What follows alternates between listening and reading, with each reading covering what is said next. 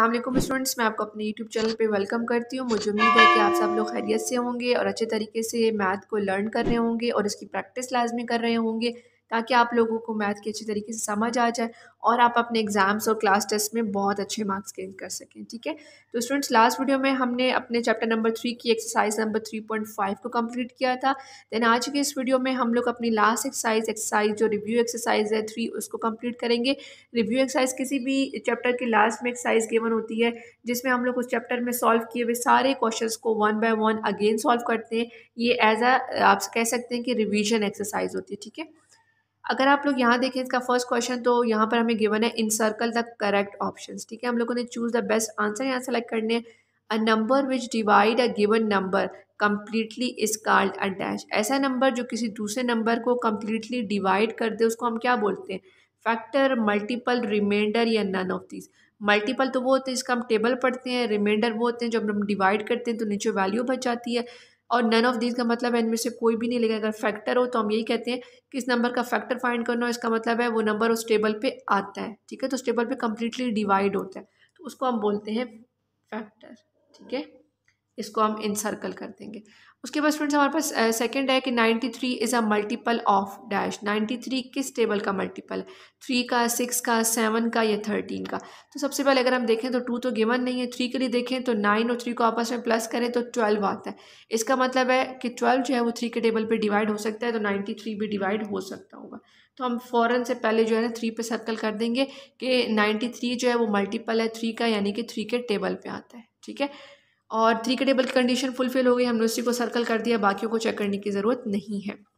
अगर ये 3 पे ना आता तो हम फिर वन बाय वन सारे टेबल्स पे चेक करते हैं इसको।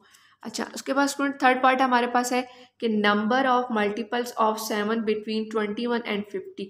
यानी कि 7 के कितने मल्टीपल्स आते हैं, कि 7 के टेबल की कौन कौन सी वैल्यू आती हैं बिटवीन 21 एंड 50। तो अगर आप इसे कंपेयर करें तो आपके पास आता है, तो हमारे पास जो है ना 4 वैल्यूज़ आती हैं। इनके 28 आता है, उसके बाद 35 आता है, 42 आता है, देन हमारे पास जो है उसके बाद आ जाता है 49। ठीक है, तो यहाँ पर इसका मतलब है कि 4 वैल्यूज़ आती हैं, तो आपने इस 4 वाले ऑप्शन को सर्कल कर लेना है। उसके बाद हमारे पास 4 पार्ट है 7 5 2 1 इज़ डिविजिबल बाई। ये किस टेबल पे कम्प्लीटली डिवाइड हो सकता है? तो अगर हम 1 से कॉलम देखें तो ऑड है, 2 के टेबल पे तो नहीं आता। 3 पे चेक करेंगे तो सब नंबर्स को आपस में प्लस कर देंगे। 7 + 5 हमारे पास आएगा जगह 12, 13, 14 एंड 15। तीन नंबर चारों नंबर को प्लस करें तो 15 आता है, जो कि कम्प्लीटली डिवाइड होता है 3 के टेबल पे। ठीक है, तो हम इसको सर्कल कर लेंगे। 5 पार्ट है a number is divisible by 6 if it divisible by. कोई भी नंबर 6 पे डिवाइड होगा अगर वो 2 और 3 दोनों पे डिवाइड हो सकता हो। ठीक है, ये हमने डिविजिबिलिटी रूल में बहुत डिटेल में पढ़ा था। कोई भी नंबर 6 के टेबल पे उस टाइम डिवाइड होगा जब वो 2 और 3 दोनों पे डिवाइड होगा। तो यहाँ पर हम सी वाले ऑप्शन को सर्कल कर लेंगे। ठीक है, 6 पार्ट हमारे पास है 990 इज़ डिविजिबल बाय। 990 किस किस टेबल पे डिविजिबल बाय? 2 पे है, बिल्कुल है। 3 पे चेक करेंगे तो इस दोनों को प्लस करें, 9 + 9 तो 18 आता है, 3 का टेबल भी फुलफिल हो गया।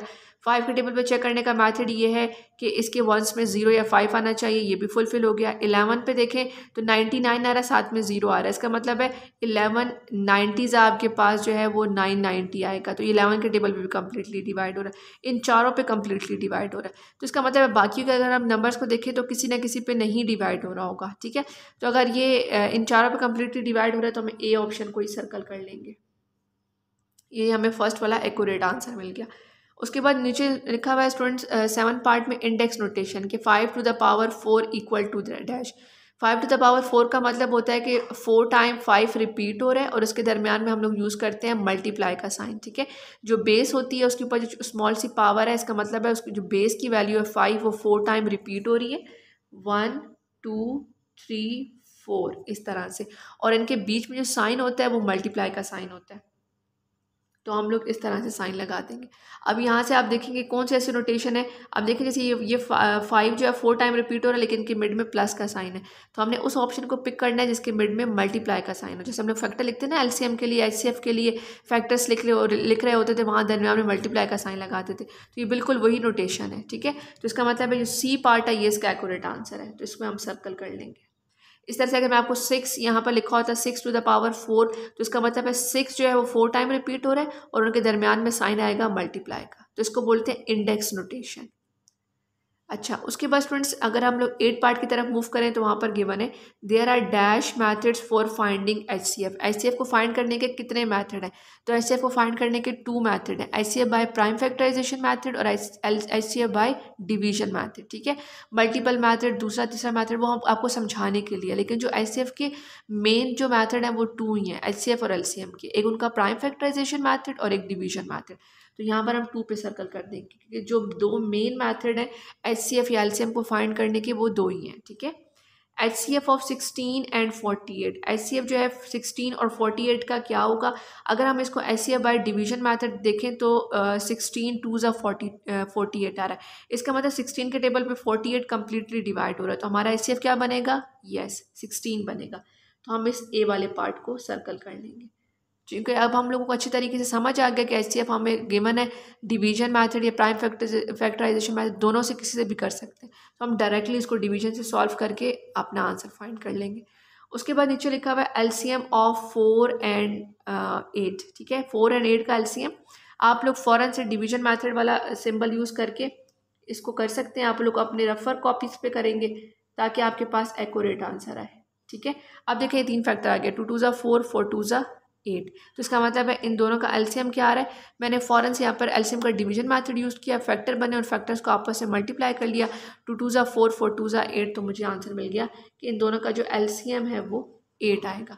तो इस तरह से अब आपके पास क्वेश्चन आएंगे तो आप लोगों ने रफर कॉलम में या रफर पेज पर उनका सोल्यूशन फाइंड करना है और एक्यूरेट जो आंसर आपको मिले आप लोगों ने उसको टिक करना है। खुद से स्टूडेंट्स आपने तुक्के नहीं लगाने। ठीक है, जब आपको मैथड आता है, आपको समझ आया कि एलसीएम और एचसीएफ कैसे फाइंड करते हैं, इसके अलावा जो भी आपके पास मैथमेटिकल क्वेश्चन आएंगे जिनमें आप लोगों ने choose the best answer find करने, अगर तो वो कोई ऐसा आंसर है जिसको आप लोगों ने खुद से बता देना है तो डायरेक्ट आंसर लगा देंगे, अगर कुछ सॉल्व करने वाला है तो आपने पहले उसको सॉल्व करना है देन उसके आंसर पर टिक करना है। ठीक है, तो स्टूडेंट्स हम लोगों ने फर्स्ट क्वेश्चन कंप्लीट कर लिया अपने रिव्यू एक्सरसाइज नंबर 3 का। अब इसका क्वेश्चन नंबर 2 स्टार्ट करते हैं। स्टूडेंट क्वेश्चन नंबर 2 में हमें गिवन है right the factor of 84 and 96, यानी कि हम लोगों ने 84 और 96 के फैक्टर बनाने हैं। देन उसके बाद हमने क्या करना है, right what are the common factors of 84 and 96, फिर हमने उनमें से बताना है कि 84 और 96 के कॉमन फैक्टर कौन से। फैक्टर किसे बोलते हैं स्टूडेंट्स, ये हम लोग कई दफ़ा कर चुके हैं कि जब हम लोगों ने ये देखना होता है कि 84 का टेबल किस किस नंबर के टेबल पे आता है। ठीक है, जो 84 नंबर है ये किस किस नंबर के टेबल पे आता है, अगर हम ये चेक कर रहे हैं तो इसका मतलब है हम इस नंबर के फैक्टर्स चेक कर रहे हैं। ठीक है, तो हमने अब देखना है कि 84 किस किस टेबल पे आता है, देन 96 की भी हम इस तरह से फैक्टर्स फाइंड कर लेंगे और फिर इन दोनों को कंपेयर करेंगे कि इन दोनों के अंदर जो कॉमन फैक्टर हैं वो कौन कौन से हैं। ठीक है, आपको क्वेश्चन की समझ आ गई होगी, अब इनका सोल्यूशन स्टार्ट करते हैं। देन स्टूडेंट्स यहाँ पर हमने लिख लेना है सबसे पहले अपने review exercise number 3 question number 2 उसका सोल्यूशन। देन यहाँ पर हम लोगों ने नोट डाउन किया factor of 84 equals to, factor of 84 का मतलब है जो 84 है वो किस किस टेबल पे आता है। तो अगर हम यहाँ पर देखें तो हमारे पास नंबर गिवन है 84 जब 1 के टेबल पे आता है, 1 के टेबल पे तो हर नंबर आता है। ठीक है, 2 के टेबल पे आता है क्योंकि इसके वंस में इवन नंबर है, 3 के टेबल पे आता है क्योंकि अगर हम 8 और 4 को प्लस करें तो हमारे पास आता है 12। ठीक है, अगर 12 3 के टेबल पे आता है तो 84 भी आता होगा। सिमिलरली अगर हम 4 का टेबल देखें तो हमने 4 के टेबल के लिए डिविजिबिलिटी रूल पढ़ा हुआ है, अगर कोई नंबर 4 के टेबल पे कम्प्लीटली डिवाइड हो जाता है तो वो नंबर 4 के टेबल पे आता है। तो सबसे पहले अगर हम डिवाइड करने के लिए देखें तो 2 4 ज़ा 8, 2 4 1 ज़ा 4। ठीक है, 4 2 ज़ा 8 एंड 4 1 ज़ा 4, तो कम्प्लीटली 4 पे डिवाइड हो सकता है। देन अगर हम 6 का टेबल देखें तो 6 की कंडीशन ये है कि कोई भी जो नंबर है वो 2 और 3 दोनों टेबल्स पे आना चाहिए। अगर ये 2 और 3 दोनों टेबल के पे डिवाइड हो सकता है दैट्स मीन कि 6 के टेबल पे डिवाइड हो सकता है। देन स्टूडेंट्स हमारे पास है 7 का टेबल। ठीक है, 6 के बाद अगर हम 4 से पहले अगर हम देखें 4 के बाद 5 के लिए कंडीशन है कि वंस के कॉलम में 0 या 5 आना चाहिए, तो यहाँ पर ना 0 है ना 5 है तो ये 5 के टेबल पे नहीं आता। फिर हम 6 मूव किया, 6 की कंडीशन फुलफिल हो गई। 7 पे चेक करने का मेथड ये है कि आप इस नंबर को 7 पे डिवाइड कर लें। ठीक है, अगर ये 7 पे कम्प्लीटली डिवाइड हो जाएगा, कोई रिमाइंडर नहीं बचता, तो दैट्स मीन कि 7 के टेबल पे भी आता है, अदरवाइज 7 के टेबल पे नहीं आता होगा। अगर इस तरह से हम आगे चलें 7 के बाद 8 आता है। ठीक है, अगर हम 8 के टेबल पे देखें तो हम इसको डिवाइड करके देखेंगे तो 8 के टेबल से हम अगर डिवाइड करें तो 4 नीचे रिमाइंडर बचा था, तो इसका मतलब ये 8 के टेबल पे डिवाइड नहीं हो सकता। 9 हमने यहाँ पर नहीं लिखा, अगर हम 9 का टेबल देखें तो उसके लिए कंडीशन ये कि नंबर्स को प्लस करें, जो आंसर आए वो ऐसा नंबर होना चाहिए जो 9 के टेबल पे आता है। 8 और 4 को प्लस करें तो 12 आता है। 12 9 के टेबल पे नहीं आता, ठीक है, तो इसलिए 9 का टेबल भी कैंसिल। 11 पे देखें तो 11 कंडीशन होती है 11 1 11, 11 2 22, 11 3 33, ठीक है, तो ये ऐसा कोई नंबर नहीं है। 11 का टेबल भी कैंसिल। अगर हमने 12 पे देखना है तो 12 पे कम्प्लीटली डिवाइड करेंगे। 84 जब वो 12 के टेबल पे कम्प्लीट डिवाइड होता है, हमने यहाँ 12 लिख लिया। फिर इस हमने 13 14, फिर 14 का चेक किया, अब 13 पे ये नहीं आता।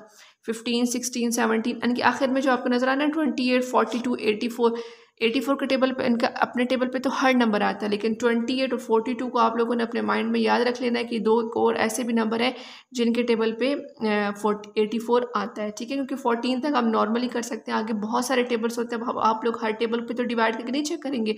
15 पे 16 पे 17 18, अगर आप इसी क्वेश्चन पे बैठे रहेंगे तो बाकी पेपर आप किस टाइम सॉल्व करेंगे, ठीक है। तो आप लोगों ने यहाँ तक 14 तक तो चेक कर लेना, लेकिन 28 42 को आप याद रख लेना है कि ये भी दो इवन नंबर्स है जिन पे 84 आता है और लास्ट में 84 है, क्योंकि जो हर नंबर अपने टेबल पे तो आता ही आता है, ठीक है।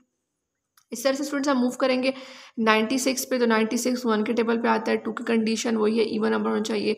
3 पे आता है, 4 पे आता है, 6 पे, 8 पे, 12 16 24 32 48 96, यानी कि सारे वो नंबर्स हैं जिन पे 96 जो है वो कम्प्लीटली डिवाइड होता है, ठीक है। आप लोग थोड़ी सी प्रैक्टिस करेंगे, इसको 1 से 2 दफ़ा अपने हाथ से खुद सॉल्व करेंगे तो आपको खुद ब खुद जो फैक्टर्स हैं वो याद होने शुरू हो जाएंगे कि कब और किस तरह से और कौन से नंबर ऐसे हैं जिनके टेबल पे 96 या 84 आता है, ठीक हो गया। तो स्टूडेंट्स ये आप लोगों ने सबसे पहले इन दोनों के फैक्टर्स बना लेने हैं, देन जो हमारा रिक्वायर्ड आंसर है वही है कि आप लोगों ने इनसे कॉमन फैक्टर फाइंड करना है, ठीक है। कॉमन फैक्टर का मतलब है ऐसे नंबर जो दोनों में आ रहे हैं। तो अगर हम यहाँ पर देखें स्टूडेंट्स, अगर हम यहाँ पे देखें कॉमन फैक्टर्स, तो आपको यहाँ पर 1 नज़र आ रहा है, दोनों में कॉमन है, ठीक है, एक ये हमारे पास आ जाएगा कॉमन फैक्टर। देन अगर हम नेक्स्ट देखें तो 2 है, ये दोनों में कॉमन है। आप लोगों ने वही नंबर लिख लेने हैं जो दोनों लाइन्स में हमारे पास कॉमन आ रहे हैं। 3 है, देन हमारे पास ये 4 है जो कॉमन फैक्टर है। देन आगे मूव करें तो 6 है, ठीक है, 7 ही मैच कर रहा। 12 हमारे पास है कॉमन फैक्टर, ठीक है। उसके बाद 14 नहीं है, 16 नहीं है, 42 84 है, 24 32 48 और 96 है, ठीक है। आगे वाले हमारे पास मैच नहीं कर रहे, तो हमारे पास जो कॉमन फैक्टर आ जाएंगे विच इज़ 1 2 3 4 6 एंड 12, ठीक है। तो अगर आप लोग यहाँ पर इनको मिड में से अगर 12 तक आप लोग दोनों को लिखते हैं डिवाइड करके, 12 तक आप लोगों ने फैक्टर जो है वो अच्छी तरीके से फाइंड करना है। उसके बाद अगर आप 14 28 42 इनमें से कोई नंबर मिस भी कर जाते हैं और लास्ट में 84 लिख देते हैं, सिमिलरली 16 24 32 48 इन टेबल्स में से आपको कोई 1-2 टेबल याद रहते हैं, 1-2 नहीं याद रहते और आप 96 लिख देते हैं, तो आंसर पे कोई फ़र्क नहीं पड़ेगा। 12 तक ही हमारे पास जो है वो कॉमन फैक्टर्स बन रहे हैं, ठीक है। तो एक शॉर्ट मेथड है इसको आंसर को अच्छे तरीके से अंडरस्टैंड करने का। देन स्टूडेंट्स क्वेश्चन नंबर 2 का आंसर था, आपको समझ आ गई होगी, आप इसको अच्छे तरीके से अपने नोटबुक में नोट डाउन कर लें। देन इसके बाद हम क्वेश्चन नंबर 3 स्टार्ट करते हैं। देन स्टूडेंट क्वेश्चन नंबर 3 हमारे पास यहाँ पर गिवन है कि here is a set of numbers, यानी कि आपको सेट ऑफ नंबर्स गिवन है 5 9 12 अप टू सो ऑन 50 तक हमें डिफरेंट नंबर्स गिवन है, ठीक है, सीक्वेंस में, लेकिन मिड में से कोई कोई नंबर उठाए गए हैं। अब हमने क्या फाइंड करना है, which of the above numbers are multiples of, यानी कि इनमें से जैसे 2 लिखा हुआ है 3 4 5 6 7 8 एंड 9, ठीक है, ये 8 नंबर्स हमें गिवन है, हमें बताना है जैसे 2 नंबर है, 2 के मल्टीपल्स 5 to 50 कौन कौन से हैं। मल्टीपल्स किसे कहते हैं, इनके 2 का जब हम टेबल पढ़ते हैं 2 2 ज़ा 4 2 1 ज़ा 2 2 2 ज़ा 4 2 3 ज़ा 6, इस तरह जो हम टेबल पढ़ रहे होते हैं उनको जो है वो किसी भी टेबल के या नंबर्स के मल्टीपल्स कहते हैं, ठीक है। तो इसका मतलब है 2 के टेबल पे जो जो नंबर आता है हमने उसको लिख लेना है। सबसे पहले हमें 2 का डिविजिबिलिटी रूल याद रखना है कि जिस नंबर के भी वंस के कॉलम में इवन नंबर होगा 0 2 4 6 8 होगा, वो नंबर 2 के टेबल पे डिवाइड होते हैं, ठीक है। तो हम लोगों ने यहाँ 5 to 50 सारे नंबर देखने हैं और 2 के टेबल के लिए उनको पिक कर लेना है। सिमिलरली अगर हम यहाँ से देखें तो 5 2 के टेबल पे नहीं आता, 9 नहीं आता, 12 आता है, तो हम लिख देंगे मल्टीपल्स ऑफ 2 इक्वल्स टू 12 14, फिर इस तरह से 18, फिर 20, आगे चलते जाएंगे 24, इस तरह 1 by 1 चेक करते जाएंगे, जो 2 के टेबल पे नहीं आता उसको स्किप करते जाएंगे। सिमिलरली हम 3 के टेबल पे चेक करेंगे, 4 पे 5 पे, इस तरह 1 by 1 हर टेबल को देखेंगे कौन से नंबर है इनमें से 5 to 50 जो उस टेबल पे आते हैं, तो उनका सोल्यूशन लिखते जाएंगे। तो मैं उम्मीद कर रही हूँ कि आपको समझ आ गई होगी कि 3 वाले क्वेश्चन में हम लोग क्या फाइंड करने जा रहे हैं। तो अब इसका सोल्यूशन स्टार्ट करते हैं। देन स्टूडेंट्स का सोल्यूशन हम इस तरह से स्टार्ट करेंगे पार्ट नंबर 1 का, कि यहाँ पर हमें गिवन है मल्टीपल्स ऑफ 2, ठीक है, 2 गिवन था, हमने इसका सोल्यूशन स्टार्ट किया मल्टीपल्स ऑफ 2, ठीक है। ऐसे नंबर जो 2 के टेबल पे आते हैं, और दूसरा क्या तरीका है चेक करने का कि जिस नंबर की भी वंस के कॉलम में इवन नंबर्स होंगे 0, 2, 4, 6 या 8, वो सारे के सारे 2 के टेबल पे आएंगे। तो 1 बाय 1 5 to 50 हमने सारे नंबर्स को चेक किया कि जो ऐसे नंबर है जो 2 के टेबल पे आते हैं, 20 तक तो हमें 2 का टेबल आता है, बट 20 से अबव हम लोगों ने सबके वंस के कॉलम में देखना है।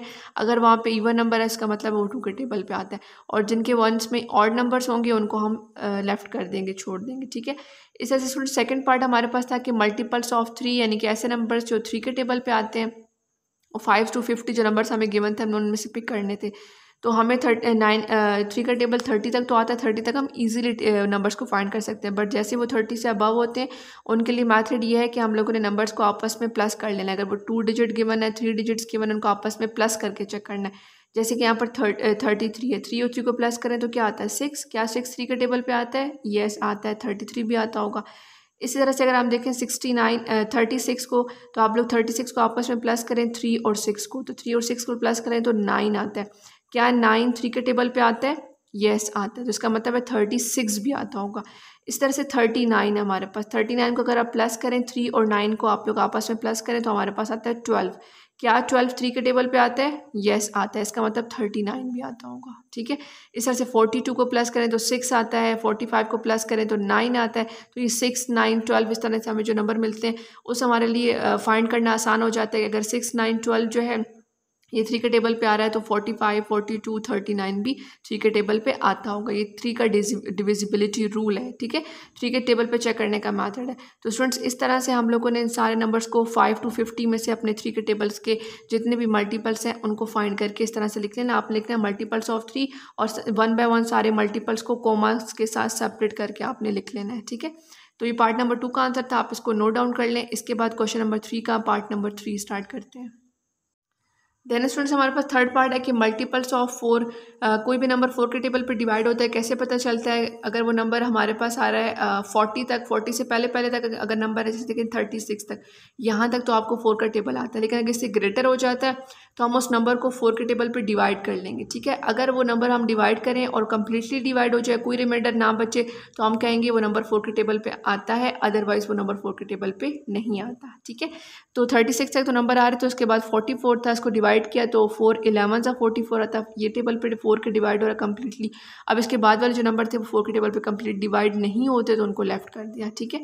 उसके बाद स्टूडेंट 4 पार्ट हमारे पास था कि मल्टीपल्स ऑफ 5, यानी कि हमने ऐसे नंबर्स पिक करने जो 5 के टेबल पे आते हैं। तो 5 के टेबल की डिविजिबिलिटी रूल ये है कि वंस के कॉलम में 0 या 5 आना चाहिए। कोई भी नंबर होगा आपने उसका वंस का कॉलम देखना है, अगर वहाँ 0 और 5 आ रहा है तो इसका मतलब है वो 5 के टेबल पे डिवाइड होता है। तो हमने देखे वही नंबर पिक किए हैं 5, 15, 20, 30, 45, 50, जिनके वंस के कॉलम में या तो 0 आ रहा है या फिर 5 आ रहा है। ठीक है। तो ये बहुत ईजी मैथड था। इस तरह से स्टूडेंट्स हमारे पास है मल्टीपल्स ऑफ 6, हमने 6 के मल्टीपल लिखने हैं पार्ट नंबर 5 में। तो 6 का डिविजिबिलिटी रूल ये है कि आपने ऐसे नंबर पिक करने हैं जो 2 और 3 दोनों टेबल्स में आ रहे हैं। तो हमने जो फर्स्ट और सेकंड पार्ट किया था वहाँ पर आपने कंपेयर कर लेने हैं कि 2 और 3 के पे आने वाले नंबर्स कौन से हैं जो दोनों में कंबाइन है। ठीक है। उनको हम लोगों ने देखे 12, 18, 24, 30, 36, 42, ये वो नंबर्स थे जो 2 और 3 दोनों टेबल्स पे आ रहे थे। तो 6 का डिविजिबिलिटी रूल है ये है कि ऐसे नंबर जो 2 और 3 दोनों पे डिवाइड होते हों वो 6 पे डिवाइड होते हैं, तो वो 6 के मल्टीपल्स बन जाते हैं, मतलब कि वो 6 के टेबल पे आते हैं। ठीक है। इसी तरह से अगर हम 7 के टेबल पे स्टूडेंट्स मूव करें, पार्ट नंबर 6 को देखें आप, तो 7 के टेबल पे हमने लिखा multiples of 7 equals to, multiples of 7, यहाँ पर हम लोग 7 का टेबल पढ़ लेंगे क्योंकि हमें 5 to 50 तक नंबर गिवन है ना। तो 7 का टेबल तो 70 तक होता है, 70 तक तो हमें 7 10 70 तक तो हमें नंबर पता है। तो हम लोगों ने 14, 21, 28, 42, 49, यानी कि 5 to 50 तक जो नंबर्स थे उनमें हमें 7 का टेबल आता था।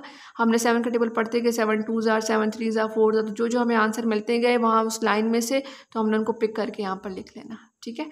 उसके बाद स्टूडेंट जो 7 पार्ट है वहाँ पर हमें गिवन है मल्टीपल्स ऑफ 8, तो मल्टीपल्स ऑफ 8 इनकी 8 का टेबल भी हमें आता है 80 तक, और ये नंबर तो 5 to 50 तक गिवन है। हम लोगों ने उनमें से पिक कर लेना है, 8 का टेबल पढ़ते जाना है, देखते जाना है, सब नंबर्स को मैच करते जाना है।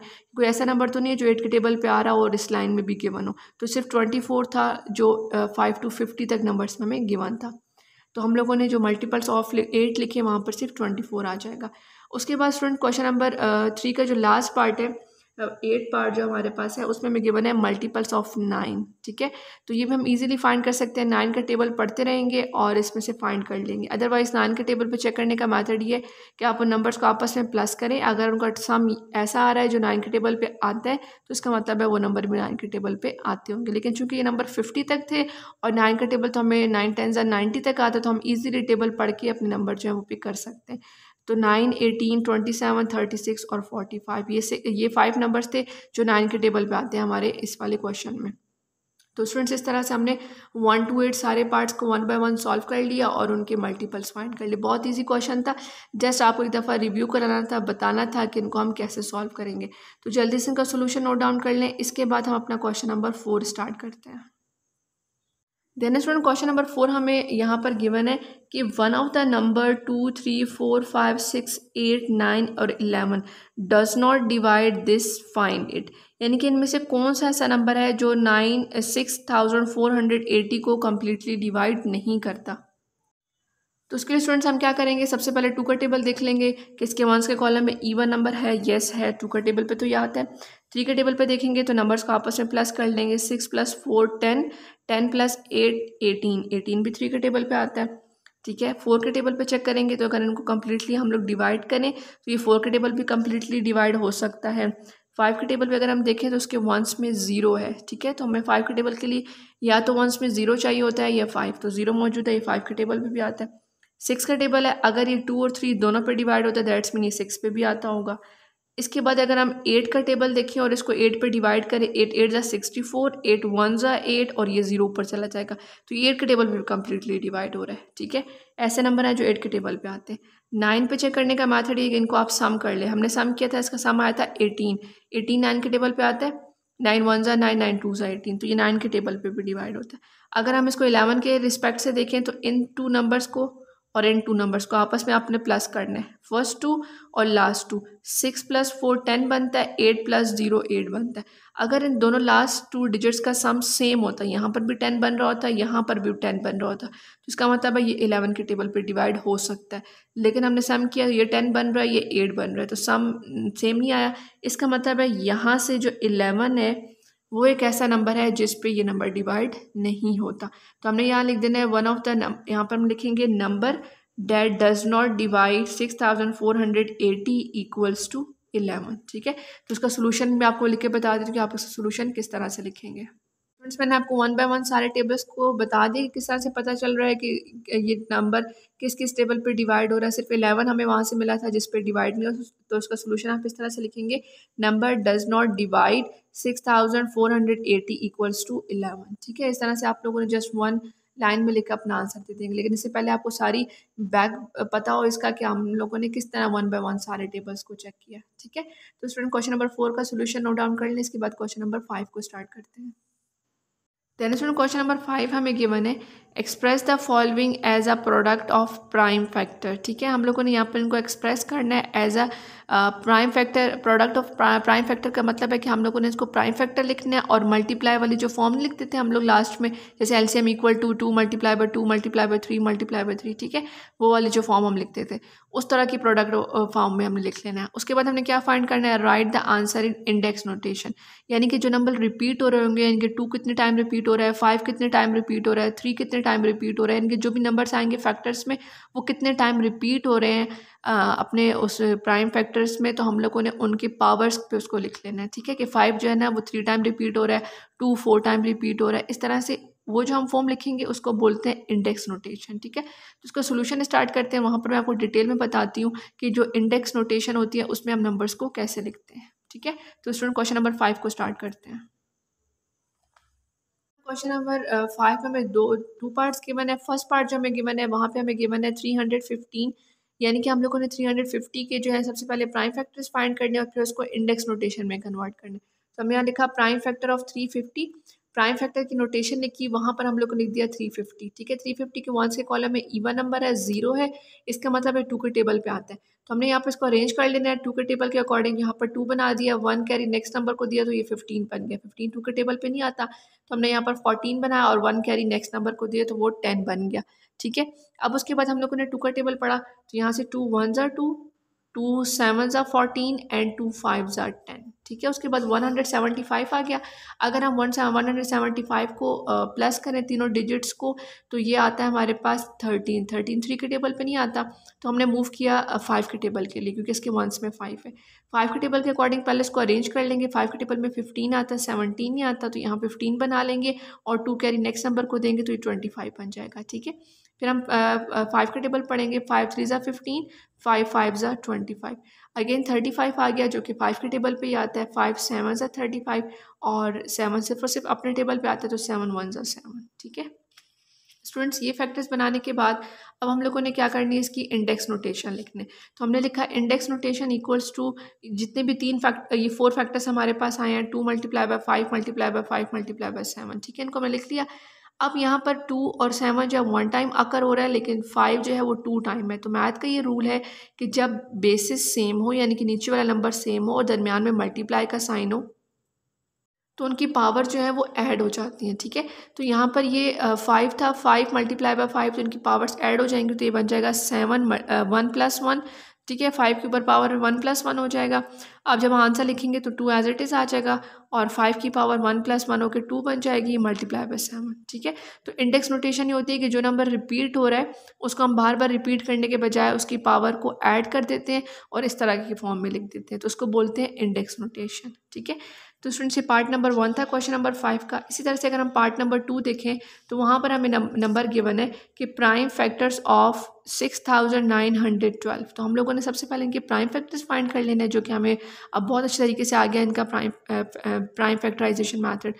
तो हमने नंबर्स देखा, इवन था, 2 के टेबल से स्टार्ट किया। 6 तो आता है लेकिन 9 नहीं आता, मूव किया, यहाँ 8 बन जाएगा, यहाँ 10 बन जाएगा, यहाँ 12 बन जाएगा। तो 2 का टेबल से पढ़ना स्टार्ट करेंगे।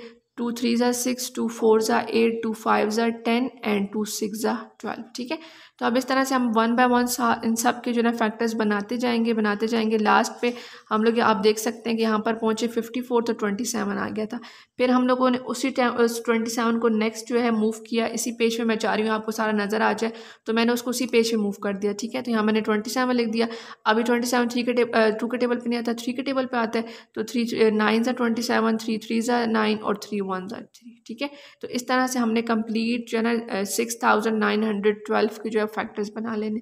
फिर हम लोगों ने उन फैक्टर्स को लिखना है इंडेक्स नोटेशन में। इंडेक्स नोटेशन इक्वल्स टू, यहाँ पर हमारे पास जो है ना 1 2 3 4 5 6 7 8 टाइम हमारे पास आया था 2, तो हमने 1 2 3 4 5 6 7 8 टाइम हमने 2 लिख दिया और 3 टाइम हमारे पास आया था 3, तो 1 2 3 इसको लिख दिया। ठीक है, सबके ऊपर हम लोगों ने पावर 1 1 1 1 प्लेस कर दी। अब हमने कहा कि 2 जो है ये रिपीट हो रहा है हमारे पास, तो 2 आ जाएगा। कितने टाइम रिपीट हो रहा है उसकी पावर्स ऐड हो जाएंगी, तो 1 2 3 4 5 6 7 8, तो 2 टू द पावर 8 आ जाएगा। ठीक है, इसका मतलब है बेसिस सेम है, मल्टीप्लाई हो रही है तो पावर्स ऐड हो जाएंगी। इसी तरह से मल्टीप्लाई का साइन आ जाएगा और 3 को हम देखेंगे तो उसकी बेस सेम है, 3 रिपीट हो रहा है और कितने टाइम हो रहा है 1 2 3, तो ऊपर वाले जो पावर्स हैं उनको हम ऐड कर देंगे, तो 3 टू द पावर 3 आ जाएगा। ठीक है, तो ये जो फॉर्म होती है जहाँ पर बेस होती है उसके ऊपर पावर हम लिख देते हैं नंबर्स को ऐड करके, इसको हम बोलते हैं इंडेक्स नोटेशन। तो इस तरह से क्वेश्चन नंबर 2 का आंसर हम लोग लिख लेंगे। ठीक है, तो स्टूडेंट्स मैं उम्मीद कर रही हूँ कि आप लोगों को ये क्वेश्चन नंबर 5 के दोनों पार्ट्स अच्छे से समझ आ गए होंगे। आप इनका सोल्यूशन नोट डाउन कर लें। इसके बाद हम अपना क्वेश्चन नंबर 6 स्टार्ट करते हैं, जो कि वर्ड प्रॉब्लम के क्वेश्चन है। तो स्टूडेंट क्वेश्चन नंबर 6 को अगर हम रीड करें तो हमारे पास ये गिवन है आपके पास पेज नंबर 50 पे कि find the greatest mass that can be taken an exact number of time from 360 gram, 504 gram and 672 ग्राम। अब आप देखिए यहाँ पर इस चैप्टर में हमने एलसीएम और एचसीएफ फाइंड किया। ठीक है, तो यहाँ पर आपको गिवन है फाइंड द ग्रेटेस्ट मास। तो मैंने आपको पहले भी बताया था जहाँ पर ग्रेटर वैल्यू की, बिगर वैल्यू की, हाईएस्ट वैल्यू की बात हो रही होगी वहाँ पर हम एचसीएफ फाइंड करेंगे, और जहाँ पर लीस्ट वैल्यू की, लो वैल्यू की, स्मॉल वैल्यू की बात हो रही होगी कि आपने फाइंड करें कोई नंबर, तो वहाँ पर हमने एलसीएम फाइंड करना है। और जब हम लोगों ने वर्ड प्रॉब्लम क्वेश्चन एक्सरसाइजेस में किए थे बैक, तभी हम लोगों ने डिवीजन मेथड यूज़ किया था, चाहे वो एलसीएम था चाहे वो एचसीएफ था।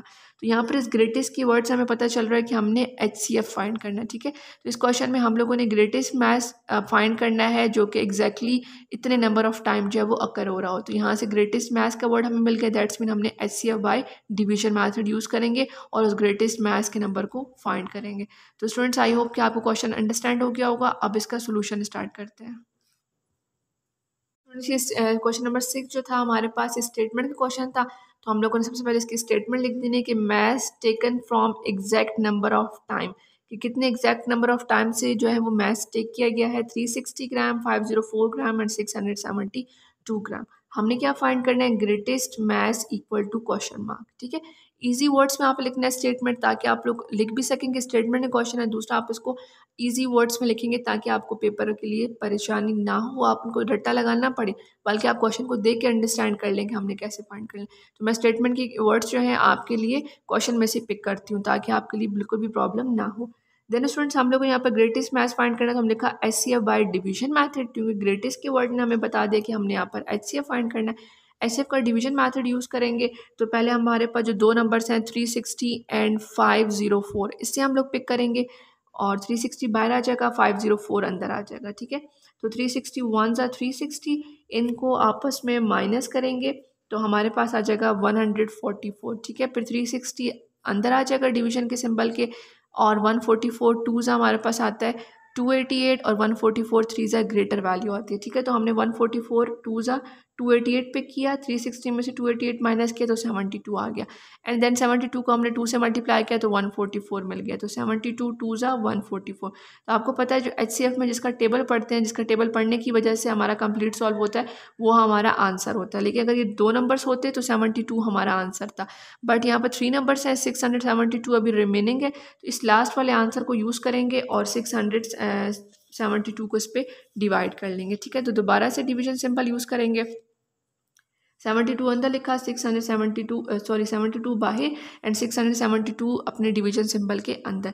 फिर हम लोगों ने 72 का टेबल रीड किया, 3 ज़ा 4 ज़ा 5 ज़ा अप टू 72 9 ज़ा। ठीक है, तो हमें 72 9 ज़ा इसके करीब करीब नंबर मिला, 648। तो फिर हम लोगों ने इसको पिक किया, यहाँ पर लिखा 672 में से 648 को माइनस किया तो 24 आ गया। ठीक है, और 72 को दोबारा से अंदर लिखा, 24 3 ज़ा 72 हमें मिल गया एग्जैक्टली, तो 24 3 ज़ा 72। तो स्टूडेंट्स, इस केस में 24 ऐसा नंबर है जो तीनों नंबर्स को डिवाइड करने के बाद लास्ट में बचा। ठीक है, जो लास्ट वाले नंबर को कम्प्लीटली डिवाइड किया वो कौन सा नंबर था, 24, जो लास्ट में रह गया। तो अब हम यहाँ पर लिख देंगे कि ग्रेटेस्ट मैथ्स इक्वल टू 24 ग्राम। ठीक है, तो इस तरह से हम लोग जो है अपना HCF के डिवीजन मेथड से अपना सोल्यूशन फाइंड कर लेंगे। तो स्टूडेंट, क्वेश्चन नंबर 6 था ये आपके पास सोल्यूशन, आप इसको अच्छे तरीके से अपने पास नोट डाउन करें और अंडरस्टैंड करें, और उसके बाद अपना क्वेश्चन नंबर 7 स्टार्ट करते हैं। स्टूडेंट्स, क्वेश्चन नंबर 7 में हमारे पास स्टेटमेंट क्या है, यहाँ में गिवन है a rectangular field measures 308 metre by 228 metre, fencing posts are placed along its side at equal distance apart। ठीक है, रेक्टेंगुलर फील्ड है जिसको मेजर किया जा रहा है 308 मीटर बाय 228 मीटर। ठीक है, इसकी विड्थ और लेंथ के मुताबिक, और उसके बाद हम लोगों ने इसकी फेंसिंग पोस्ट और place along a side by side equal distance. Fencing जो पोस्ट है वो भी इसके साइड साइड पे लगाई जा रही है। If the post are as far as part as possible, what is the distance between them, यानी कि if the post are as far as apart as possible, यानी कि जितना दूर हो सके मैक्सिमम उसको रखेंगे, तो what is the distance between them, तो दोनों के दरमियान एक रेक्टेंगुलर फील्ड और जो उसकी फेंसिंग है इन दोनों के दरमियान में कितना डिस्टेंस होगा। ठीक है, तो आप अंडरस्टैंड कर पा रहे हैं कि यहाँ पर हमें रेक्टेंगुलर फील्ड बताएगी और साथ में बताया गया है कि साथ फेंसिंग पोस्ट लगाई जा रही है। आप फाइंड करें कि इन दोनों का डिस्टेंस कितना होगा। स्टूडेंट्स, क्वेश्चन नंबर 7 में हमारे पास स्टेटमेंट क्या है, यहाँ में गिवन है a rectangular field measures 308 metre by 228 metre, fencing posts are placed along its side at equal distance apart। ठीक है, रेक्टेंगुलर फील्ड है जिसको मेजर किया जा रहा है 308 मीटर बाय 228 मीटर। ठीक है, इसकी विड्थ और लेंथ के मुताबिक, और उसके बाद हम लोगों ने इसकी फेंसिंग पोस्ट और place along a side by side equal distance. Fencing जो पोस्ट है वो भी इसके साइड साइड पे लगाई जा रही है। If the post are as far as part as possible, what is the distance between them, यानी कि if the post are as far as apart as possible, यानी कि जितना दूर हो सके मैक्सिमम उसको रखेंगे, तो what is the distance between them, तो दोनों के दरमियान एक रेक्टेंगुलर फील्ड और जो उसकी फेंसिंग है इन दोनों के दरमियान में कितना डिस्टेंस होगा। ठीक है, तो आप अंडरस्टैंड कर पा रहे हैं कि यहाँ पर हमें रेक्टेंगुलर फील्ड बताएगी और साथ में बताया गया है कि साथ फेंसिंग पोस्ट लगाई जा रही है। आप फाइंड करें कि इन दोनों का डिस्टेंस कितना होगा। है। तो यहाँ पर स्टूडेंट्स हमें ये नहीं कहा गया कि मिनिमम, ठीक है, तो हमने यहाँ पर मैक्सिमम डिस्टेंस फाइंड करना था कि ज़्यादा से ज़्यादा दोनों का डिस्टेंस कितना होगा, ठीक है। तो इस केस में हम लोग क्या फाइंड करने वाले हैं, अगर हमें मैक्सिमम की वैल्यू पता है, अगर मिनिमम कहते हैं ना कम से कम या कितना थोड़े से थोड़ा कम डिस्टेंस होना चाहिए, तो हम एलसीएम फाइंड करते हैं। लेकिन चूंकि यहाँ पर अंडरस्टैंड हो रहा है वर्ड से कि ये मैक्सिमम डिस्टेंस है कि ज़्यादा से ज़्यादा कितना डिस्टेंस होगा दोनों के बीच में, तो इसका मतलब है क्वेश्चन नंबर 7 में भी हम एचसीएफ फाइंड करने वाले हैं, तो एचसीएफ का डिवीजन मेथड यूज़ करेंगे, ठीक है। तो आई होप आपको क्वेश्चन नंबर 7 अंडरस्टैंड हो गया होगा। अब इसका सोल्यूशन स्टार्ट करते हैं। तो स्टूडेंट्स यहाँ पर हमने स्टार्ट करना है क्वेश्चन नंबर 7 का सोल्यूशन। यहाँ पर हमने लिख दिया rectangular field measures 308 metre by 228 metre, ठीक है, डिस्टेंस बिटवीन दैम। अब हम लोगों ने रेक्टेंगुलर फील्ड की मेजरमेंट बता दी और उसके हिसाब से हम इनका डिस्टेंस फाइंड करेंगे कि दोनों के बीच में कितना डिफरेंस आएगा। अब हमने यहाँ लिखा एचसीएफ बाय डिवीजन मैथड, कि एचसीएफ का डिवीजन मैथड यूज़ करने जा रहे हैं। जो हमें 2 नंबर्स गिवन है उन्हीं की हेल्प से हम ये डिस्टेंस फाइंड करने वाले हैं। तो 228 एंड 308 को यूज़ करेंगे। तो 228 वन ज़ा 228, क्योंकि 228 को अगर 2 से मल्टीप्लाई करें तो बिगर नंबर आता है, तो हम लोगों ने वन ज़ा यूज़ कर लिया, ठीक है। उसके बाद हम लोगों ने इनको आपस में माइनस किया तो रिमाइंडर हमारे पास आया 80। दोबारा से 228 इसके अंडर आ जाएगा। 80 को 2 से मल्टीप्लाई करें तो 160, और अगर हम 80 को 3 से मल्टीप्लाई करें तो हमारे पास आता है 240, ठीक है। 3 0 ज़ा 0, 3 8 ज़ा 24, ये बिगर नंबर है तो हम लोग इसको पिक करने वाले हैं। तो 82 ज़ा 160, इनको भी हमने आपस में माइनस किया, 8 में से 0 माइनस किया 8, 12 में से 6 माइनस किया तो हमारे पास 6 आ जाएगा, ठीक है। 68, दोबारा से 80 को इसके अंडर ले आएंगे तो 68 1 ज़ा 68, इन दोनों को आपस में हमने माइनस किया, 80 में से 68 तो 12 आ गया, ठीक है। फिर हम लोगों ने 12 को मल्टीप्लाई किया 5 से तो हमारे पास 60 है, और 12 6 ज़ा ग्रेटर वैल्यू थी, तो 12 5 ज़ा 60, यहाँ से 8 आ गया, दोबारा से 12 इसके अंडर आ गया, 12 1 ज़ा 8, 1 ज़ा 8 किया, तो 12 में से 8 माइनस किया तो 4 आ गया, ठीक है। 8 इस डिवीजन सिंबल के अंदर आ गया तो 4 2 ज़ा 8, यानी कि लास्ट में जो 4 आया, ठीक है, तो ये हमारा आंसर है जिसने इस नंबर को कम्प्लीटली डिवाइड कर दिया। तो हमने लिखा डिस्टेंस बिटवीन दैम, इनके आपस में डिफरेंस कितना होगा रेक्टेंगुलर फील्ड और फेंसिंग का, तो distance between them is equal to 4 metre, ठीक है। दोनों का डिफरेंस जो है वो बनेगा इक्वल्स टू 4 मीटर, ये एम लिखा हुआ है स्मॉल एम, ठीक है।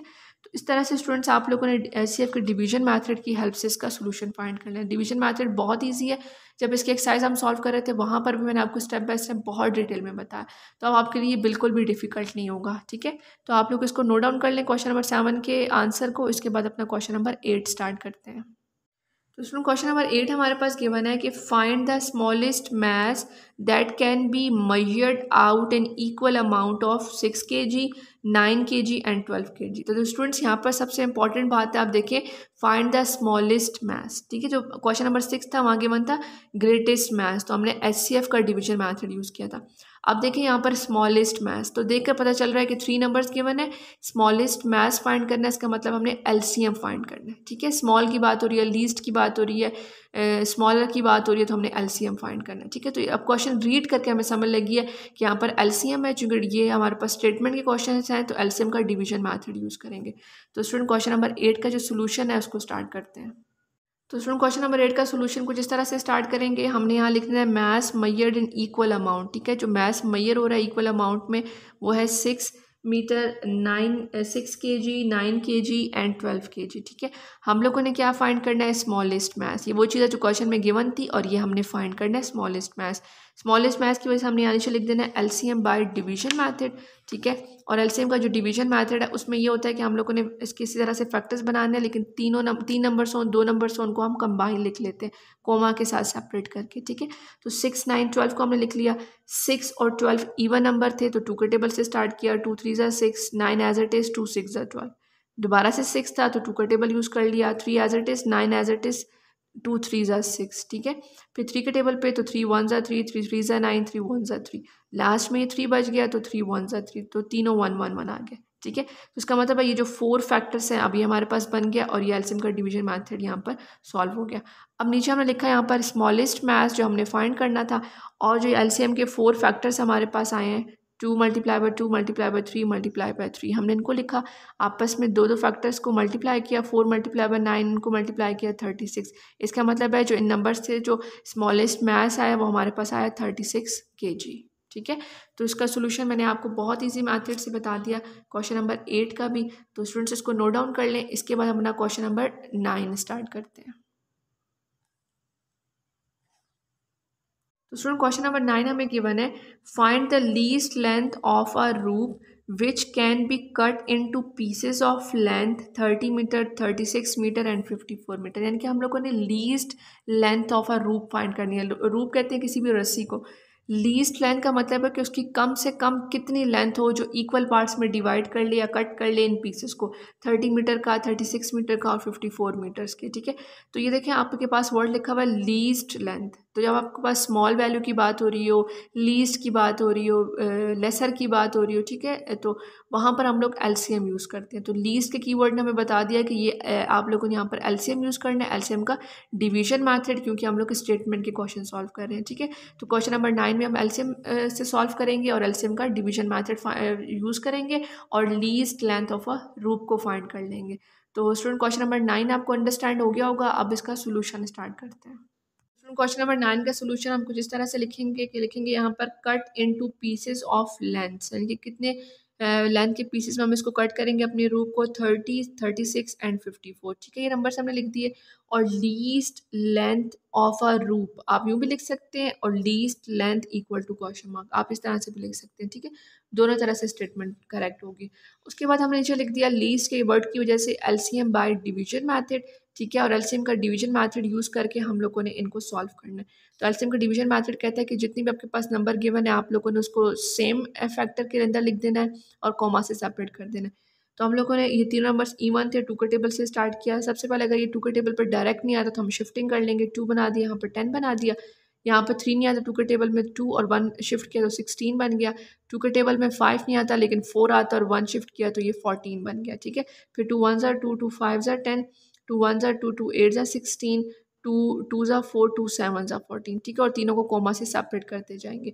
इस तरह से दोबारा से 2 का टेबल यूज़ किया, देन 3 का, 3 का, 3 का और लास्ट में 5 का।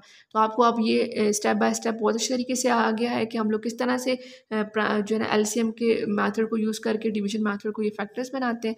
उसके बाद स्टूडेंट्स हम लोगों ने फैक्टर जब बना लिए तो नीचे हमने लिखा लीस्ट लेंथ इक्वल टू जितने भी हमारे पास एलसीएम के थ्रू फैक्टर्स आए हैं हमने उनको लिख दिया। तो 1 2 3 4 5 6 फैक्टर्स बने, इनके 2 2 के पेयर्स बना के हमने आपस में मल्टीप्लाई कर लिया तो 4 9 एंड 15 आ गया। ठीक है, फिर हम लोगों ने दोनों को मल्टीप्लाई किया 36 एंड 15, और 36 एंड 15 को हमने रफर कॉलम में मल्टीप्लाई किया ताकि हमारे पास मिस्टेक के चांसेस ना हो और बिल्कुल एक्यूरेट आंसर आए। ठीक है, तो आप लोगों ने भी इस तरह से मल्टीप्लाई कर लेना। तो हमारे पास आंसर आ गया 540 मीटर्स, यानी कि जो लीस्ट लेंथ होगी, कम से कम जो लेंथ बनती है रूप की वो 540 मीटर होनी चाहिए।